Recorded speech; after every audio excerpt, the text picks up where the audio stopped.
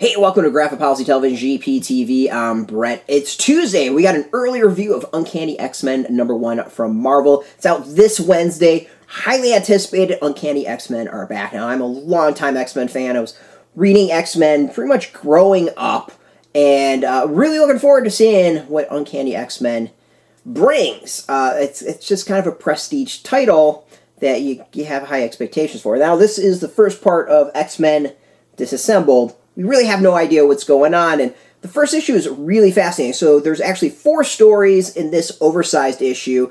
They all seem to be tied together. It's a $7.99 price tag, which is pretty steep.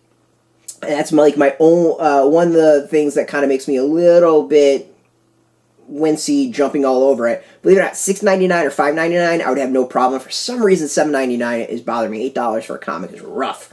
But this is a thick book. Like, you can check it out. This is a lot of stuff in there. All right, so the main story seems to be tied into the Multiple Man series that came out, the mini-series. I'm really fascinated to read that. I haven't read it. I feel like I need to go back and check it out. Jamie Madrox is trying to stop something. There is some big calamity that's going to happen. All hell seemed to be breaking loose. We're going to be breaking loose, and we don't know what. It's just this weird ticky time bomb sense of it all that I really enjoyed about the writing. I think it's a solid main story in that it has like this ticking time sense to it. Like you feel like time is ticking down to whatever is going to happen. So that's really cool. I think that's excellent. There's also this kind of undercurrent story about a vaccine to stop mutations and basically would wind up destroying mutant kind. That's a little kind of rough. It feels very X-Men 3 Last Stand. So we've seen that before. We've also seen it in comics, it feels like, multiple times. So that part I'm a little, man. But the aspect of Madrox trying to stop something, really interesting, really cool, kind of digging it. Find that whole aspect fascinating and can't wait to see it where it goes. So now there's 3 backup stories as well. There's one that involves Bishop, one is Jean Grey and Storm, and then Anol, and then Armor is the other one. I guess it's Anol. Those 3 stories each takes on the character, and they all tied together, and they're part of this kind of big picture.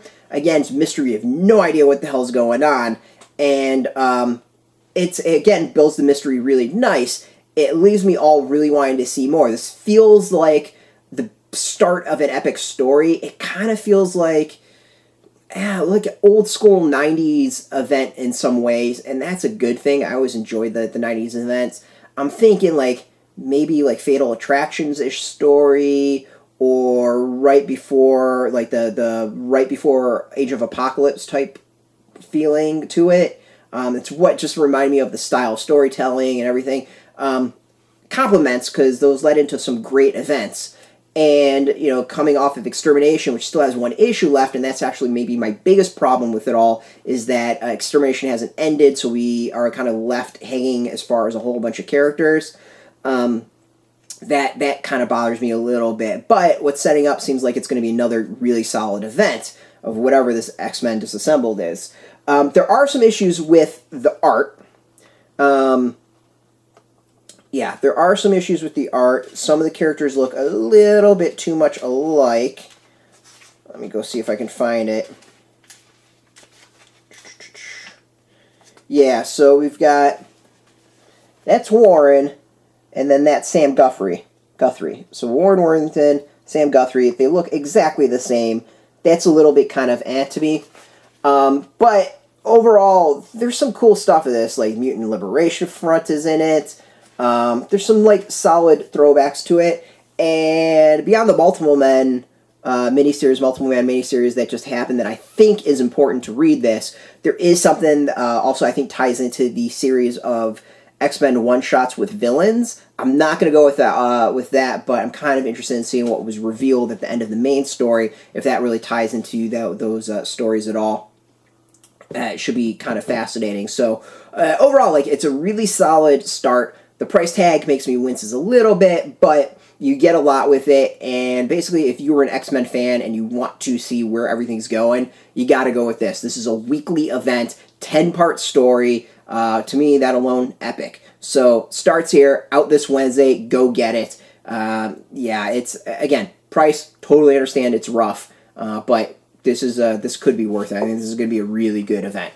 So you can go get it at local comic book shops. We got a link beneath this video. Put in your zip code. It'll tell you shops near you. No shop, no problem. We've got affiliate links, but there are affiliate links, so we do get a small percentage of that. But go support your comic shop first and foremost. They are the backbone of the industry. I want to thank Marvel for hooking us up with this review copy.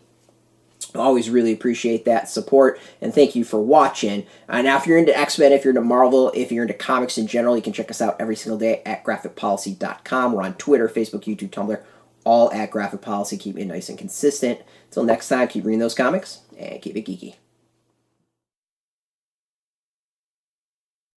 Hey, thanks for watching the previous video from Graphic Policy Television. Just by watching, you help support our site. Thank you so much. Now, if you're watching these videos, you probably care about geeky things like movies, television, comic books, toys, games, video games, you name it. You can go and subscribe right now to our YouTube channel to stay in touch and catch all the new videos, or check out our website at graphicpolicy.com. There's a nice link on this end of the video. But as always, thank you for watching. Keep on rocking and keep it geeky.